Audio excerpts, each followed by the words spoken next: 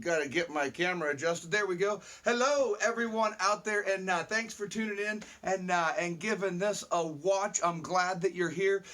Kind of a dreary Monday morning. Nothing too spectacular, but you know what? We get up and we go for it anyway. I combed my hair and everything. So let's dig in. For this week, what I'd like to look at is Christology. And you might be thinking, what's with the big words? Because we looked at bibliology and now looking at Christology. Christology is simply the doctrine of Jesus Christ. And so let's dig in here today as we get started. I want to look at the pre-existence of Christ. It says in John verses 1 through 2, John chapter 1 verses 1 and 2, it says, "In the beginning was the Word, and the Word was with God, and the Word was God. He was with God in the beginning." We see in Micah 5:2, it says, "But you, O Bethlehem Ephrathah, though you be little among the thousands of Judah, yet a ruler of Israel shall come from you, one whose origins are from old, from everlasting." We see in John 8:58, Jesus said unto them, "Verily I say unto you, before Abraham was, I am." And that's the phone ringing. I'm just going to keep going.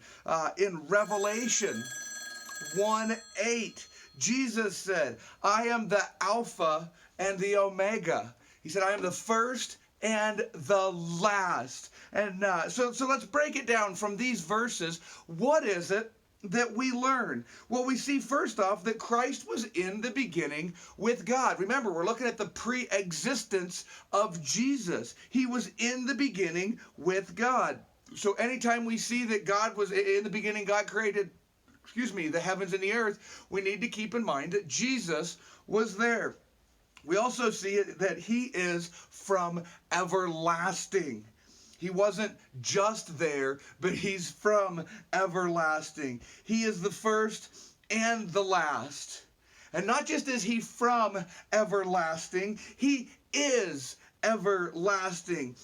Pre-existence does not merely mean he existed before his incarnation, when he came to earth and was born of the Virgin Mary. It means Jesus Christ never had a beginning. All Scripture affirms Christ's deity. God is from all eternity. And if Christ is God, which we believe he is in part of that Trinity of Father, Son, and Spirit, then the same is true of Christ, is that he is everlasting. Colossians 1:17 states very, very interestingly, he existed before anything else, and he holds all creation together. You see, Jesus was not created before anything else. He existed before anything else. If we back up just 2 verses and we look at verse 16, 15 and 16, it says that he is the firstborn over every creature. And then we see in verse 16, it says, "For by him all things were created."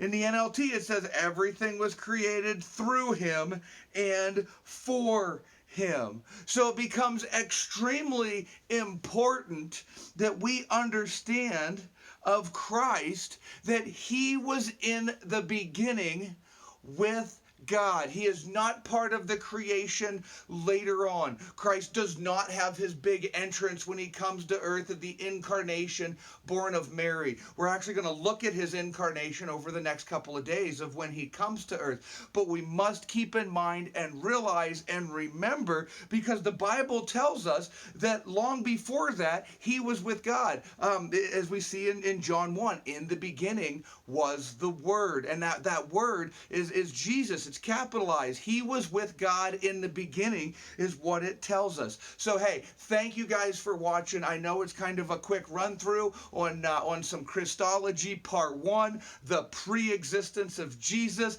But thank you for coming along. Have an awesome day. And I'm kind of hoping the sun starts shining here soon. Hey, you guys, we'll talk to you soon. Have a good one. Bye-bye.